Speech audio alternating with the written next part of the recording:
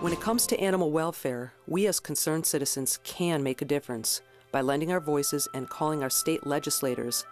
Ask them to vote for any measure that supports animal welfare. Currently, there are two hot issues that strike a chord with Americans across the country. One of them is the slaughter of horses for human consumption. The method of horse slaughter is brutal and inhumane. In 2007, over 100,000 horses were slaughtered for the sole purpose of selling their meat overseas for human consumption. Recently, the last 3 remaining horse slaughter plants in the U.S. were shut down by state law. However, until federal legislation is passed, American horses continue to suffer a brutal death by being exported to Canada and Mexico for slaughter. With the absence of federal legislation, there is always the possibility another horse slaughter facility could open in any of our states. I wanted to visit State Senator Jeff Plehve to see what we were doing here in Wisconsin to prevent a horse slaughter plant from opening here. When I first became involved in this issue, interested in this issue, is when they were debating it in Illinois, and they were banning the slaughter of horses for human consumption. They had a horse slaughter plant there, and I started wondering, well, if that plant leaves Illinois, is there any chance that it could come here? Because I certainly don't want it here in Wisconsin. When I looked at the statutes, there is no prohibition currently in Wisconsin on the slaughtering of horses for human consumption. Now, a few years back, the legislature did pass legislation that would prevent a plant that already slaughters cows or pigs or sheep from slaughtering equine animals in that same facility, but there's no actual outright prohibition on it. And what I'd like to do with my piece of legislation is say that if you're even thinking about locating a horse slaughter plant here in Wisconsin, don't think about it, because you're not welcome here. Because that is an interstate commerce issue, that's not something that we at the state level can regulate. The one thing we can regulate is the actual placement of these facilities here in the state of Wisconsin. That's where the federal legislation is really needed, because anytime you're transporting those type of any type of transport issues that cross state borders, then it's interstate commerce. Oh, there'll be opposition, sure, and I think it's from people who truly just don't understand the issue. If they try to use the argument, well, it's a jobs issue, well, there aren't any jobs in this industry now because the industry doesn't exist here, and that's what we're trying to prevent.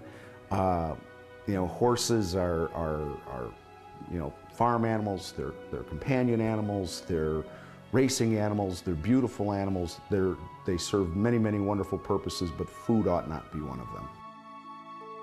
Once the bill is introduced, it will be assigned to a committee.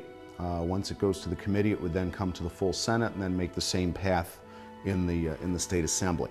The one thing that folks can do is contact their legislator and let them know that this is something that's important to them. Send them an email, drop them a note, make a call to their office.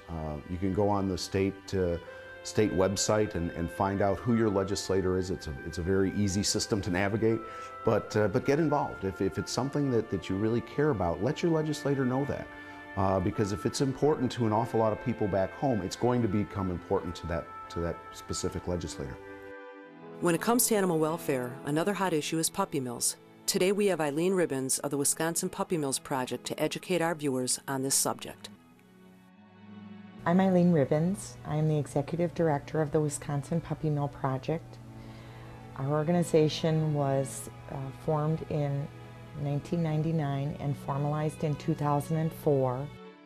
And I started the Puppy Mill Project after having acquired a puppy mill, Wisconsin Puppy Mill bred, and Wisconsin Pet Shop purchased Dalmatian. And he had so many social, emotional, and physical problems that it just seemed very wrong to me. Through my experience with him, I started learning about where he came from and how he was bred and treated, how his parents were treated, and realized that he was simply a product of a very dysfunctional and inappropriate environment. Puppy mills are facilities where the prime purpose of the activity is profit. It is to make as many puppies as cheaply as possible, sell them as quickly as possible for the most amount of money possible. It is an unregulated business, so it's hard to pinpoint exactly how many there are. The best estimate is about 2,000 people who are, or businesses that are breeding dogs for profit. We are extremely happy to get emails from quality hobby breeders who support us because they know that the other side of the dog breeding business is dark and dirty and full of abuse and neglect and cruelty. And they know that if they are willing to participate in a regulatory environment, that they are going to ensure that the animals that they love are cared for. 2 years ago, we organized a mass buy of dogs at the Thorpe auction. There is a dog auction in Wisconsin. Many people are not aware of this. It is one of the darkest, most tragic events I've ever attended.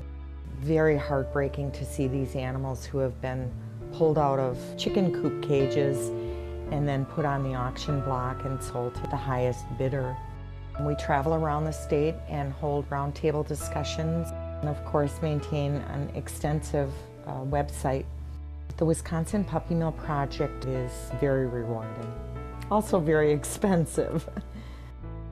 It is great when we receive donations from people. We are so grateful because it is truly impossible to complete the work without funding.